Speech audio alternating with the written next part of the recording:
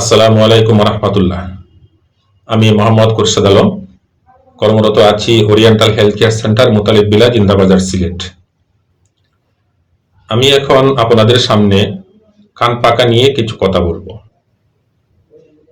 কান কেন পেকে যায় তার কারণসমূহ আলোচনা করব। কান পাকা রোগের কারণসমূহের মধ্যে একটি কারণ হলো আপনার কানের ভিতরে যদি বারবার পানি ঢুকে তাহলে কান পেকে যেতে পারে। আরেকটি কারণ হলো কানের ভিতরে যদি বড় ধরনের কোনো আঘাত পায়, আঘাতের কারণেও কান পেকে যেতে পারে। আরেকটি কারণ হচ্ছে নাকের ভিতর যদি পলিপ বা নাকের ভিতরে যদি মাংসপিণ্ড ফুলে যায় তাহলেও কান পেকে যেতে পারে।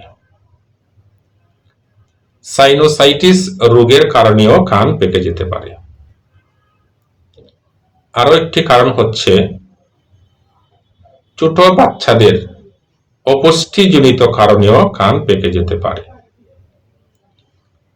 আপনারা যাদের কান পাকা রোগ আছে, নিজে নিজে কোনো কিছু করবেন না।